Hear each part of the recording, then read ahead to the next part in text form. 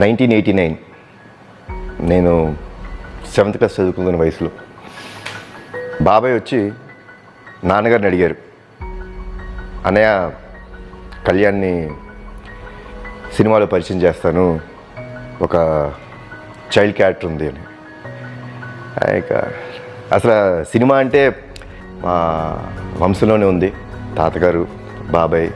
So నాన్నగారు కొంచెం నేను చదువుకుంటున్న వయసులో సినిమా ఇంకొక యావిగేషన్ వెళ్తాడేమో అంటే బాబాయ్ అన్నారు, నాకు గుర్తుండి, నేను చూసుకుంటాను అన్నయ్య, మీరు వరి అవ్వద్దు అని. సో అప్పుడు దాకా సినిమాలో యాక్ట్ చేయడం, సినిమా కెమెరాను ఫేస్ చేయడం ఏమీ తెలియదు నాకు.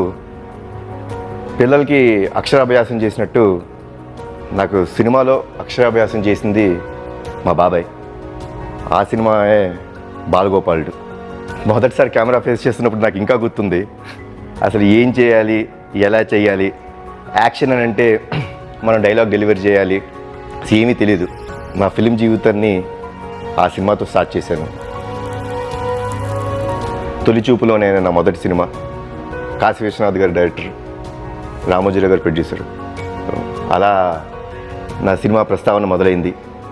ఇంకా అక్కడి నుంచి మీ అందరికీ అన్నీ తెలిసినవే, నేను చేసిన సినిమాలు అవన్నీ. సో బట్ యా, ఆ 2 సినిమాలు పెద్దగా ఆడలేదు. సో అక్కడ first time when you get failures, I think ఆ టైంలో you will start realizing what you have to become, what you have to prove yourself. అప్పుడు నాకు మొదలైంది ఆ జీల్, సినిమా అంటే ఏంటి. అప్పుడు there was lot of people ఏంటి ఫెయిల్ అయిపోయావు, యుఎస్లో ఉద్యోగం చేసుకుంటూ ఇక్కడికి వచ్చి సినిమాలు స్టార్ట్ చేసావు.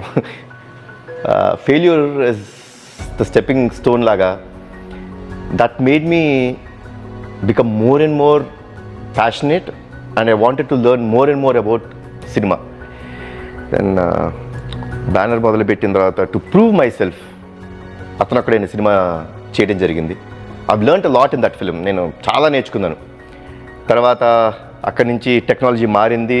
దేవర్ లాట్ ఆఫ్ 3D ఫిల్మ్స్ వచ్చినాయి, అవతార్ అలాంటి సినిమాలు వచ్చి చిన్న ఇన్స్పిరేషన్ అనిపించింది నాకు కూడా, కొత్తగా ఏమైనా చేద్దాం అని చెప్పి 3Dని ఫస్ట్ టైం మన తెలుగు ఇండస్ట్రీకి తీసుకురావడం జరిగింది ఓం అనే సినిమా ద్వారా. బట్ యా, ఆశించినంత సక్సెస్ అయితే నాకు దొరకలేదు, బాగా సాడ్నెస్ ఇచ్చింది. దాని తర్వాత పటాస్ ఇవన్నీ చేస్తాం మొదలుపెట్టాం. మేకింగ్ ఆఫ్ ద ఫిలిం మారిపోయింది ఈ రోజుల్లో. సో అండ్ మన తెలుగు సినిమాలు have started growing very big. For example Baahubali మన తెలుగు ఇండస్ట్రీకి ఒక ప్రైడ్ ఫిల్మ్, అది విచ్ పాన్ వరల్డ్ తీసుకెళ్ళిన సినిమా. తర్వాత మీ అందరికి తెలుసు పాండమిక్ వచ్చింది. So slowly we had to slow down on everything.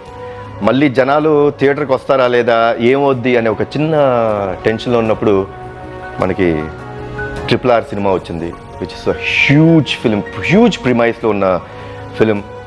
Tarak నటన, రామ్ చరణ్ నటన అద్భుతంగా ఉంది. ఎస్పెషలీ తారక్ కొమరం భీముడులాగా. 100 ఏళ్ళు తారక్ గురించి మాత్రం తనే ఫోన్ చేశాడు. Okay, I'll take this call. మనం ఈ కాన్వర్జేషన్ మళ్ళీ కంటిన్యూ చేద్దాం నెక్స్ట్ వీడియోలో.